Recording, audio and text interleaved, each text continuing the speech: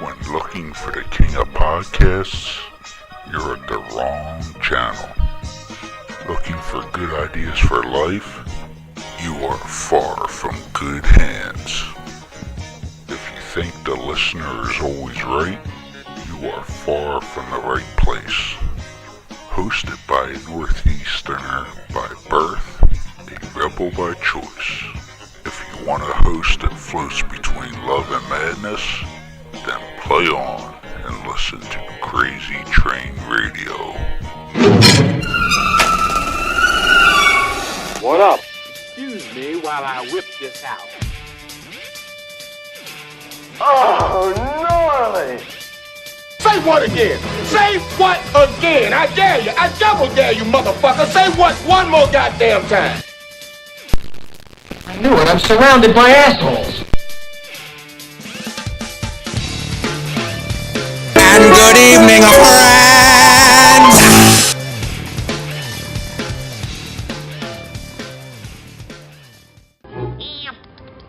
What's up, Doc? I'll tell you what's up.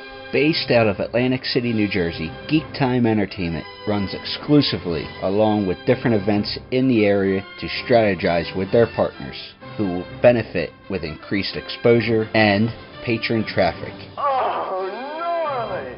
Geek Time Entertainment will work with your event in increasing the event's traffic via social media, radio, and storefront advertisements. Holy cow! Also, they will help increase business for your company and event with different sales incentives. Duh. Whether your event will be small or even mid-scale, Geek Time Entertainment is the group to work with. That's what I'm talking about. Contact them today at geektimeentertainment@gmail.com or facebook.com/geektimeentertainment. Oh my God, who the hell cares?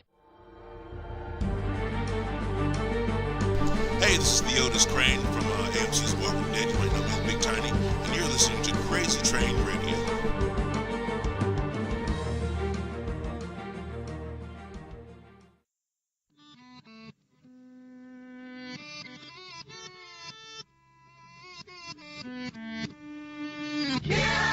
Yeah, oh yeah, what condition my condition was in.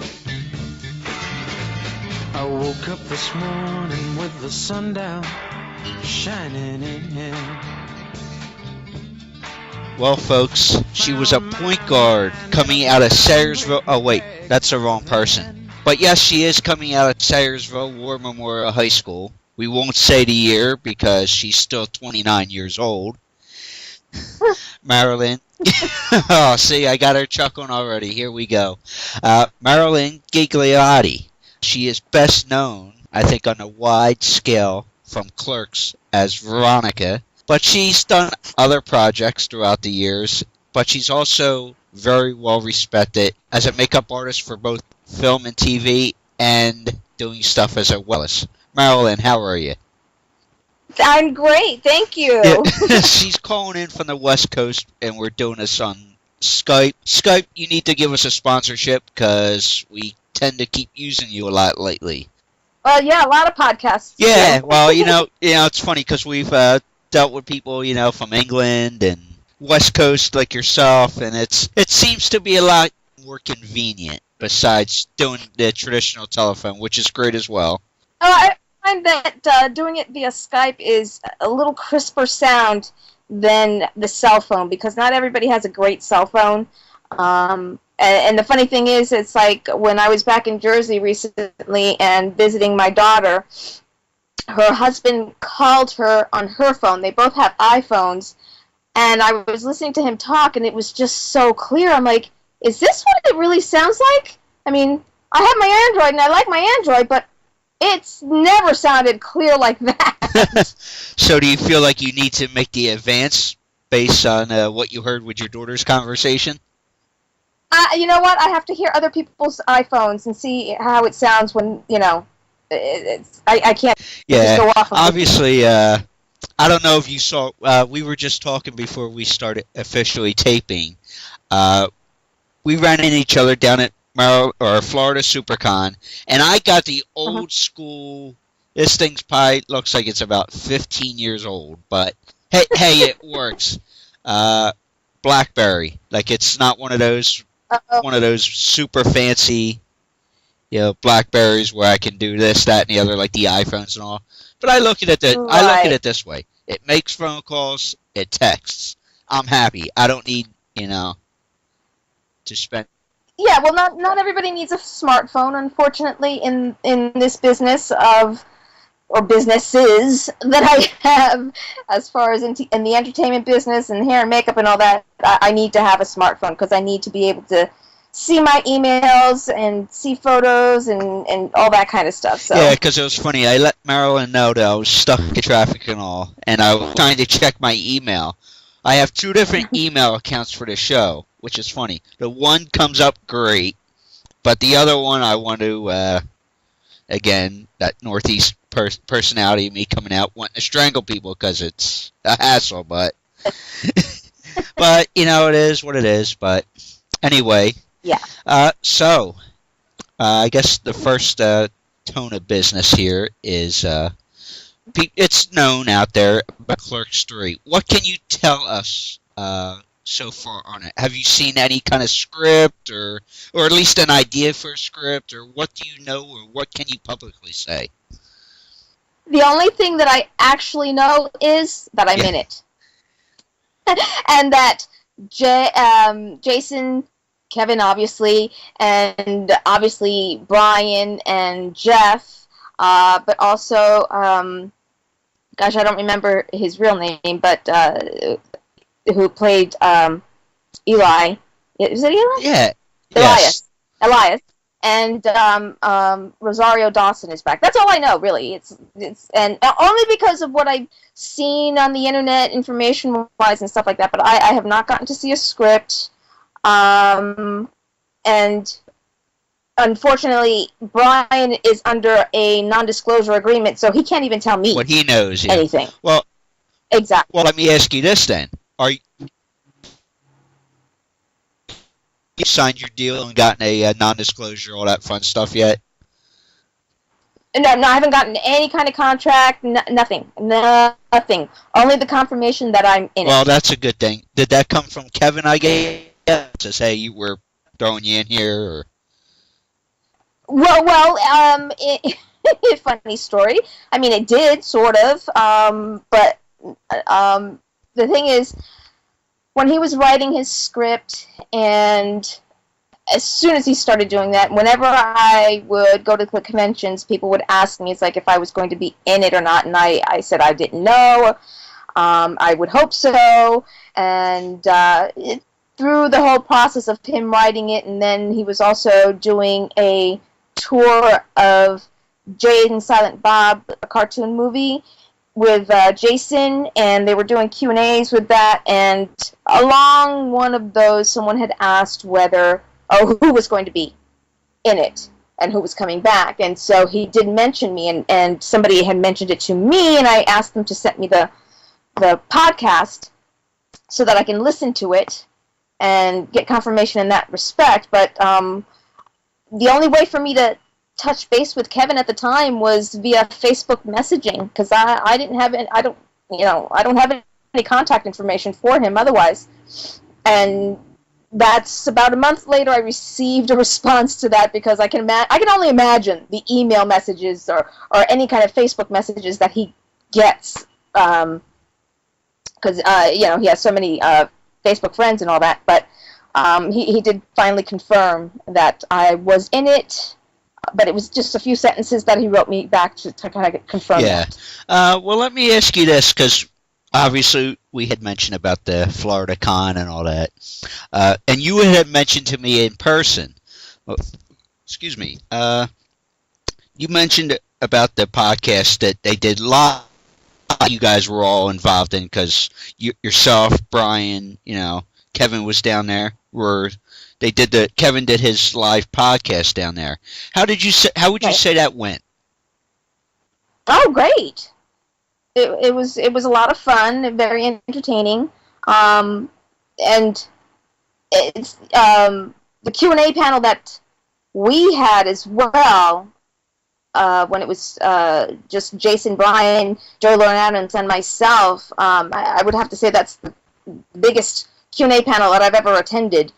But it was a lot of fun. It's like Brian and I both stayed for his podcast. I don't know if it was actually recorded though for his podcast, but he went down there and he spoke for, I'm not even sure how long, but I'm sure it was quite a while, although it didn't feel like it. But is there anything in particular, because you and Brian and whatnot and Jason tend to do a lot of the shows and conventions and everything, is it really gets humdrum or boring or does each show bring a new uniqueness to it? They all do vary, yes, but it's never boring. It's like when you're meeting the fans, they all have their own stories and things like that of how Clerks inspired them, how we inspired them, which is actually inspirational for me as well. But they all have their uniqueness. I can't say that it's ever boring, though. Okay. Well, obviously, let's talk about number one for a second here.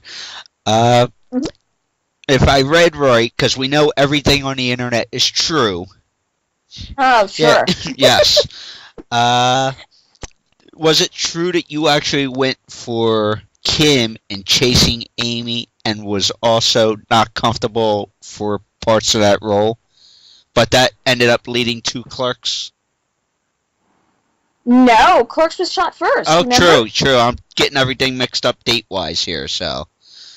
Yeah, no, it's like nothing else was even thought about until Clerks was bought and sold. Yeah, because the budget for that, if I remember, was in the 20. Even in that time, it's hard to believe, like the 28,000 range. Well, and that was pre-Miramax purchasing it. Of course. Because once Miramax purchased it, of course, they put in some money because they changed it from 16 millimeter and bumped it up as best they could so that they can put it on 35 millimeter, Columbia Records and all that. So. And I don't even know what else was done to it is beyond that. Yeah, well, the interesting part is out of that initial 28,000, 18 of it was for Marilyn's hair at the time, but we won't go there. No, far from it. I did my own hair, so not like this. It would have been nice to get you an extra bump in pay, but, why not? But... what's pay? that? What pay? What was that? Yeah. What are you giving? What's this here? It almost sounds like an Al Bundy joke, with the nickels you would make in the shoe sales, Yeah, no, it's like we didn't, and the only reason we did eventually get some money, and not rich by any means whatsoever. That it was pennies. It was after Miramax bought it, because before that it was only a promise of some money if it was bought.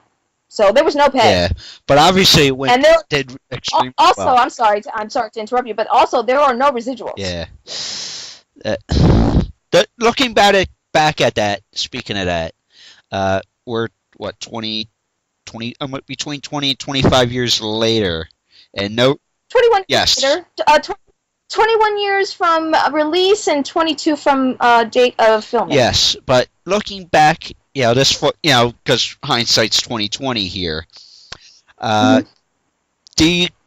Does it kind of go, wow, we were so successful, but we didn't have anything residual wise, or is it like, hey, we've had success in other ways. We've been able to do these conventions. We've been able to do another film or two other films at this point it's going to be. And, do you look at the positive on the other side of there? Well, I always try to look at the positive. But the thing is, too, it's like once you really get to know this business, you understand why it was the way it was. And we none of us were anybody, And I'm not talking just about the cast. I am talking about everybody involved with the whole thing. None of us were anybody. And this was a first experience for everybody, film. And so, it's all about a learning experience once you just decide to get into this business.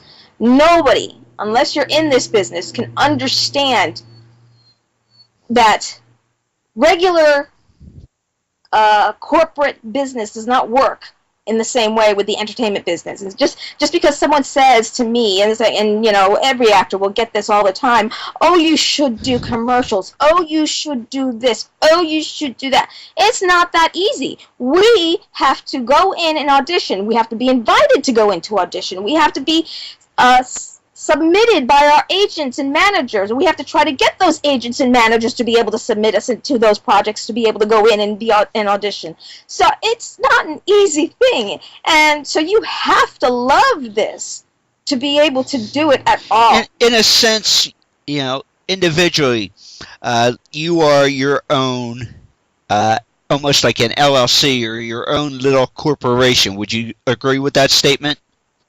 Absolutely. And I've get a lot of people who will message me and asking for advice, and you know, there's so many people out there who want to become big and famous, and it's like this business is not about becoming big and famous. It's about doing the work and enjoying it and loving to do it.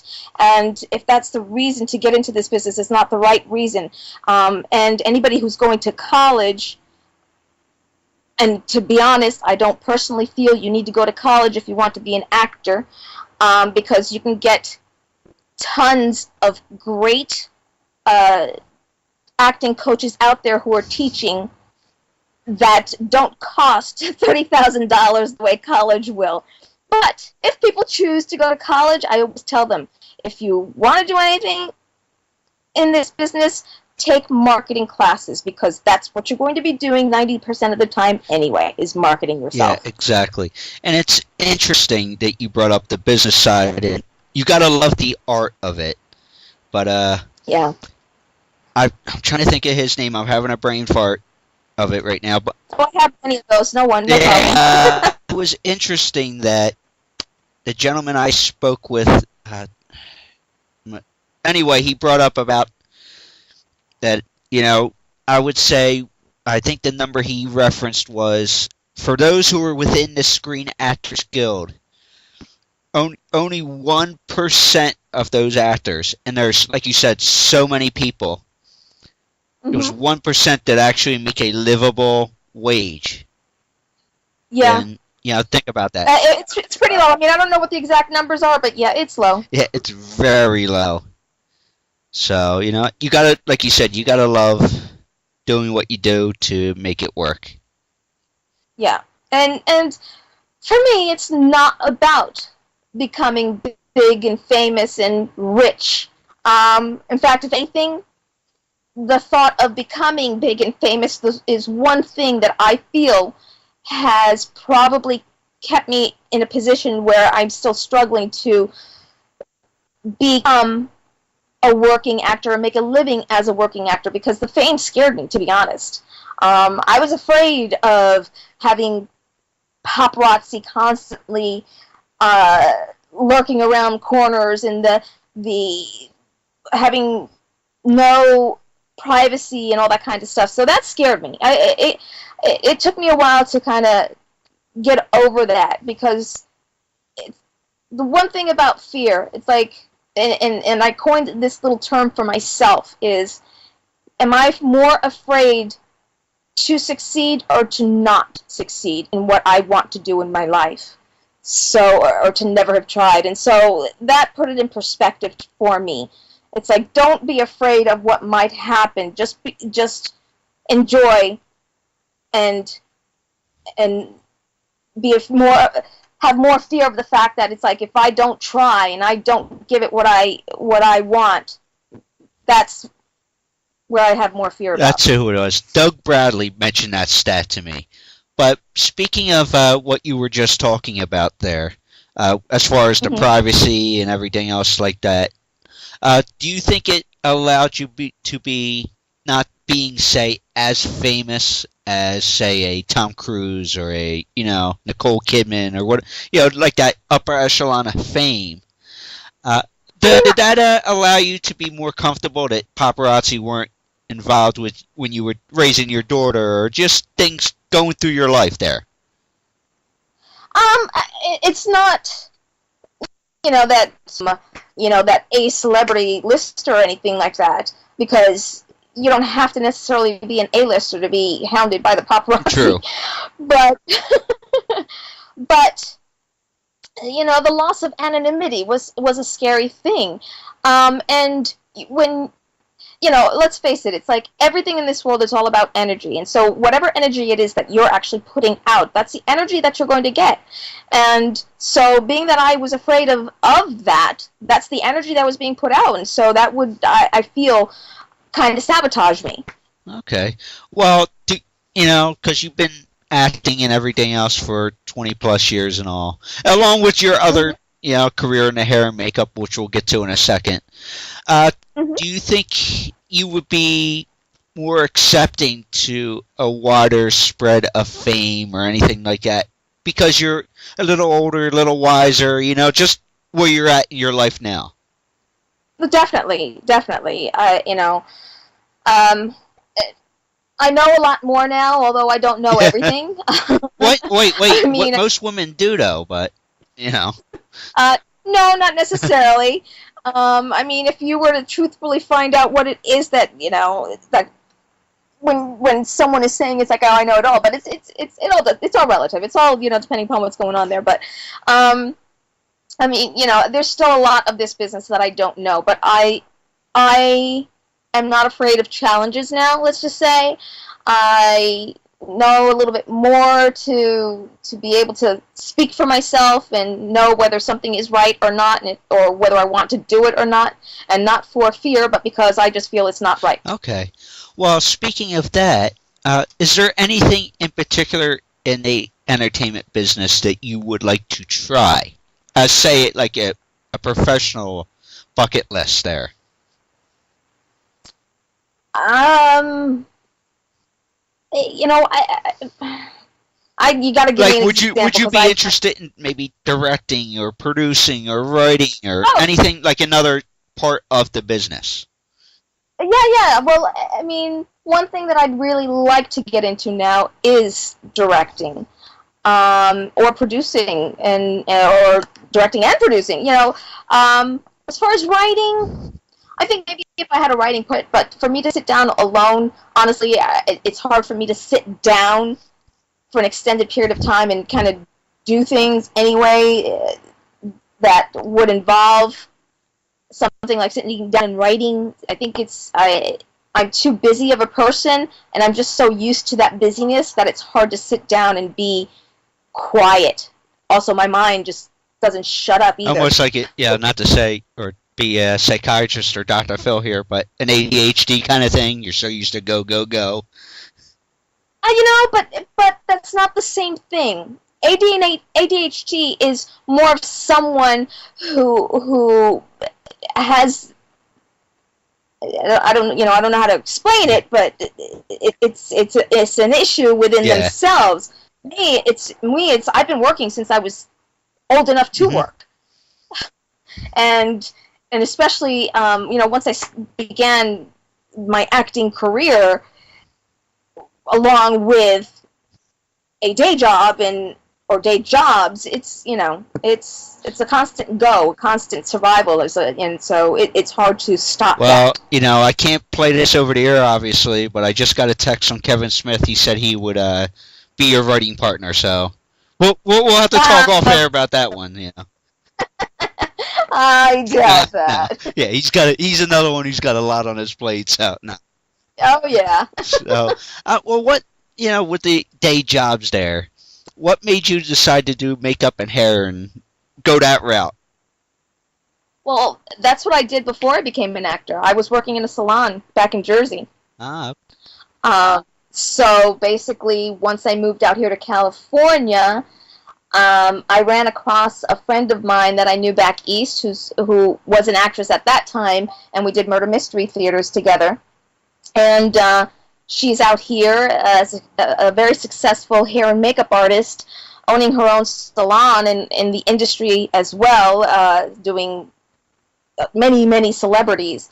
And so so I kind of transitioned doing my hair and makeup into the entertainment business, just to kind of get to know people, because it's like out here you have to know how to network in any way, shape, or form that you can to find other people who are in the business and to get business. Well, to sneak back into Clerks there before we wrap this up, like we said, it's 21 years since release and all, and we were talking about, you doing different conventions and everything else like that. Has your opinion changed on how the characters have been perceived over the years, and when did you actually, I guess you could say this is a two-parter. When did you realize, hey, this little film, it wasn't bad. This was something actually bigger than I thought it would be? Well, obviously, when we were all at Sundance and Miramax bought it, but then also once it was released, and just that momentum just kind of kept going, and then once it's like I get a phone call out of the blue, or not, actually no, it was an email out of the blue about doing conventions. It's like, and that people would actually pay for my autograph, and they would want to meet me. I was like, what?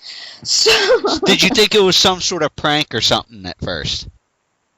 Well, no, not a prank. Just someone trying to make a buck, off of someone else, or a scam or something like that. But thankfully he sent me a website, and so there were people on that site. I'm like, great, I know these people. I'll contact them and get their thoughts on this, because I'd never heard about conventions before or anything like that. So, I was able to do the homework and the investigation, and then that's when it started as far as conventions.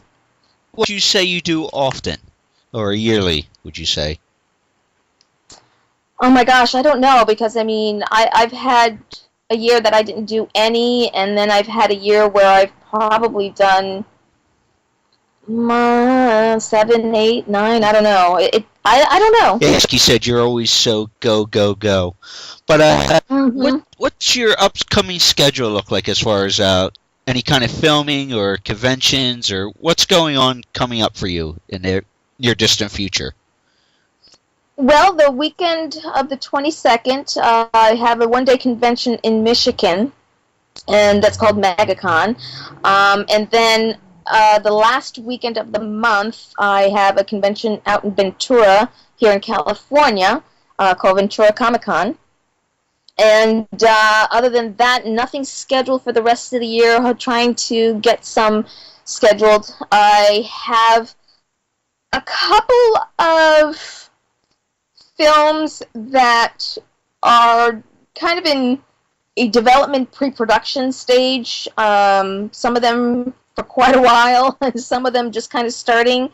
So not, have no idea what's really going to go and happen. But you're not going to lose any sleep over them, that's for sure. Well, I've learned you can't get excited about anything until the contract is signed, and even then, things have fallen apart at the last 11th hour. So, until I'm on set, I, can't get excited about it. As long as I just got to be prepared, that's all. Let's see, what else? I have some voiceover books that are out there, so, I just got to do some others and audition for some others. I need to put some mailers out so that I can get new representation, because don't have any anymore because I got rid of them.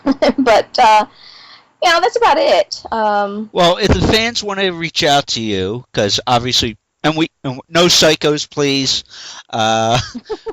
What's the best way they can reach out? Whether it's Twitter or Facebook or any of that stuff. I've got many options, actually. So I've got Instagram, Twitter, Facebook, Marilyn Ghigliotti, across the board, or with Twitter, you can also do that Clerks Girl. I've got my website, MarilynGhigliotti.com. So, yeah, many ways to get a hold of me. Right, dang. Like we said, no stalkers, no freaks, no whack jobs, stay away. Well, or she didn't say that. Let's preface this. Marilyn, thank you so much for taking about a half hour. Yeah, no problem. Thank you.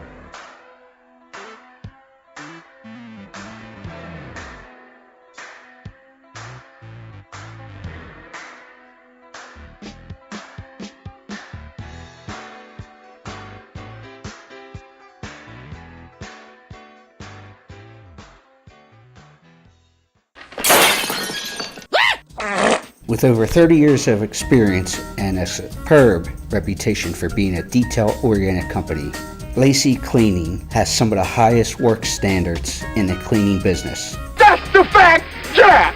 Whether it's carpet cleaning, tile, grout cleaning, new construction cleanup, rental turnovers, vent and duct cleaning, odor elimination, office and or business cleaning, power washing, residential cleaning, you name it, they do it. Check them out. To contact them today, laceycleaning@gmail.com or call them at 609-709-8536. That's what I'm talking about.